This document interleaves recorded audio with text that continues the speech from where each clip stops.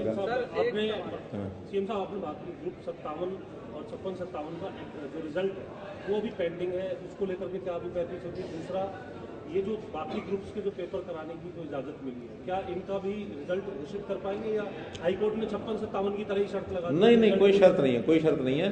केवल 56-57 का निर्णय कोर्ट ने करना है, क्योंकि उसमें थोड़ा सा कुछ क्वेश्चंस सेम क्वेश्चन रिपीटेड हो गए। रिपीट क्वेश्चन का उन्होंने निर्णय करना है, इसको अलाउ करेंगे कि नहीं करेंगे। पहले 57 हुआ था, 57 तो कोई रिपीट ही है नहीं, और संयोग ऐसा कि पहले 56 होना था, बाद में 57 होना था, लेकिन किन्हीं कारणों से हमको 56 वाली डेट वो 57 के बाद रखनी पड़ गई, तो पहले 57 हो गया, फिर 56 हो गया। इसलिए किसी प्रकार की कोई ऐसी इंटेंशन किसी की रही होगी ऐसा नहीं है, लेकिन फिर भी 57 पहले हुआ है तो रिपीटेड तो 56 वाले माने जाएंगे। जो कोर्ट का निर्णय होगा उसको हम स्वीकार करेंगे, लेकिन आगे जितने टेस्ट होंगे उसके परिणाम पर किसी प्रकार की कोई रोक कोर्ट का ये बैरियर हटने के बाद अब क्योंकि आपने वादा किया था 60,000 से अधिक रोजगार देने का, कब तक इसको नहीं। अब चूंकि टाइम टेबल अपने स्टाफ सिलेक्शन कमीशन के लोग शेड्यूल बनाएंगे, और उस शेड्यूल बनाने के बाद सबको एक उचित अवसर उनका कम्युनिकेशन उनको देना, फिर उनका पेपर लेना, तो टाइम टेबल बनेगा। उस शेड्यूल के हिसाब से सब पेपर लेंगे, और पेपर के तुरंत बाद, क्योंकि उसमें एंट्री तो कोई है नहीं, जैसे जैसे एग्जाम होता जाएगा रिजल्ट निकलता जाएगा, और हम उनकी नियुक्तियां जो उनका वो कराते चले जाएंगे। कोई दिक्कत नहीं है, उसके अंदर आ गई है, ठीक है। जो नहीं आई हैं उनको सबको भी हमने आश्वस्त किया है कि जो उचित डिमांड्स हैं वो अगले सत्र तक, यानी विधानसभा अगला जो बजट सेशन है उस समय तक उनको विचार करके उसको बजट के सेशन में जोड़ लिया जाएगा।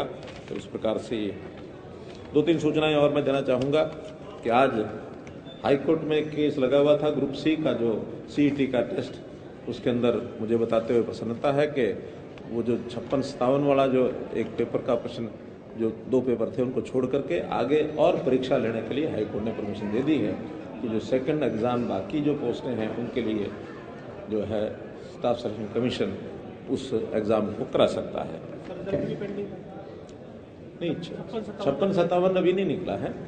56-57 को छोड़ करके शेष जो टेस्ट हैं उनकी एग्जाम लेने की परमिशन जो पहले रोकी हुई थी उसको उन्होंने क्लियर कर दिया कि उसके एग्जाम ले सकते हैं। आपने सीएम साहब आपने बात की ग्रुप 57 और 56-57 का जो रिजल्ट है वो अभी पेंडिंग है, उसको लेकर के क्या अभी पैंतीस होगी। दूसरा, ये जो बाकी ग्रुप्स के जो पेपर कराने की जो इजाजत मिली है, क्या इनका भी रिजल्ट घोषित कर पाएंगे या हाईकोर्ट ने 56-57 की तरह ही शर्त लगा दी? नहीं, कोई शर्त नहीं है, कोई शर्त नहीं है।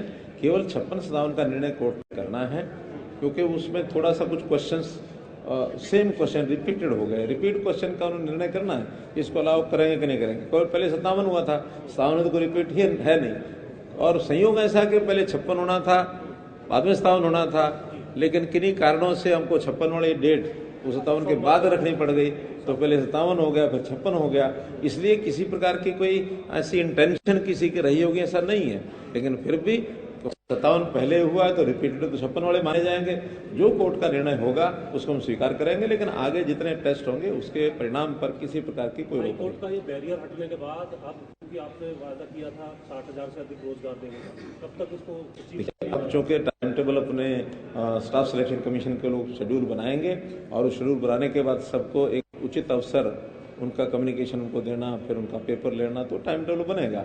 उस शेड्यूल के हिसाब से सब पेपर लेंगे, और के तुरंत बाद, क्योंकि उसमें एंट्री तो कोई है नहीं, जैसे जैसे एग्जाम होता जाएगा रिजल्ट निकलता जाएगा, और हम उनकी नियुक्तियां जो उनका वो कराते चले जाएंगे। कोई दिक्कत नहीं।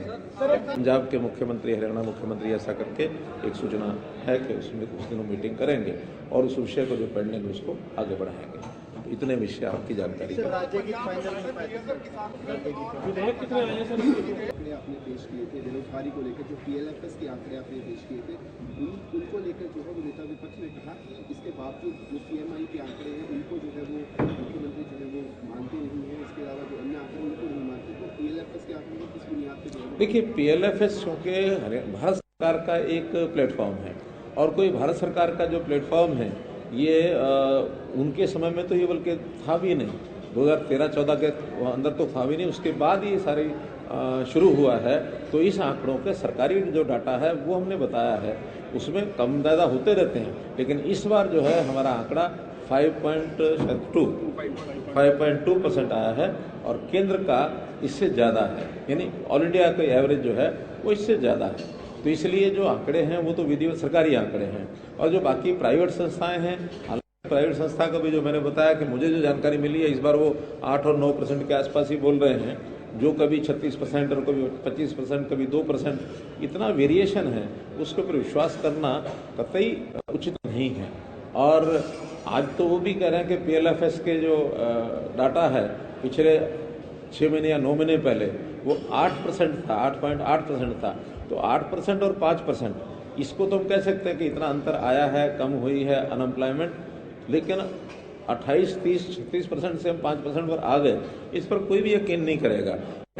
तो आखिर जितना एक जिस गति से एम्प्लॉयमेंट मिलना होता है, उसमें सरकारी एम्प्लॉयमेंट एक पार्ट है, प्राइवेट सेल्फ एम्प्लॉयमेंट ये उसमें मेजर पार्ट है। उसके अंदर स्किलिंग के काम चल रहे हैं, शिक्षा चल रही है। अब तो हमने विदेश में भी, क्योंकि जब मैं दुबई गया था तो वहाँ कुछ ऐसे एजेंसीज के साथ मीटिंग की थी कि विदेश में जहाँ जहाँ जितनी ज़रूरत मैन पावर की है, हम उसको अप्लाई करने के लिए तैयार हैं।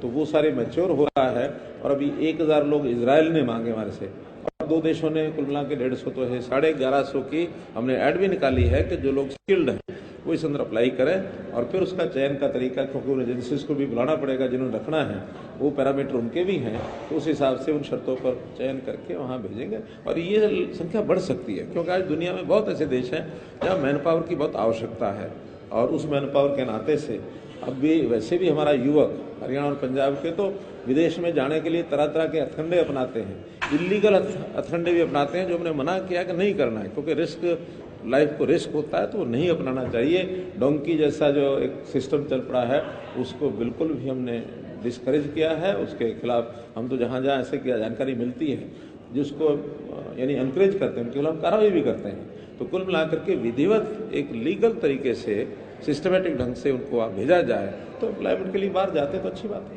इजराइल में जो जा रहे हैं, जैसे आज HKRM के तहत जो युवाओं को या रोजगार के लिए भेजा जा रहा है, कांग्रेस इसके लिए कह रही है कि इजराइल में युद्ध चल रहा है, इस तरह की स्थिति हुई है कि यहाँ के युवाओं को या यहाँ के लोगों को वहाँ भेजना उचित नहीं है। देखिए, ये परस्पर कोई जबरदस्ती नहीं जाने वाला है, आखिर एक मौका है, उन्होंने डिमांड की हुई है। आखिर ऐसा नहीं कि इजराइल में कोई रहते नहीं है, इजराइल में कोई पूरा इजराइल थोड़ी खाली हो गया है। और इजराइल में अगर उनकी आवश्यकता है, वहाँ दूसरे देशों से लोग वहाँ आते थे, अब दूसरे देश के लोग वहाँ नहीं आएंगे, हमारे वहाँ जाएंगे, तो जिनकी इच्छा वो जाएंगे, कोई किसी को जबरदस्ती हम नहीं भेज रहे हैं। एक एडवर्टाइजमेंट निकाली है, जिनको जाने की इच्छा होगी वो जाएंगे। हमारे न भेजने के बाद भी लोग जाने के लिए अलग अलग रास्ते खोज रहे हैं, तो हमने तो एक विधिवत चैनल दिया है, और इस चैनल में आज भी इजराइल तो सबके लिए खुला है।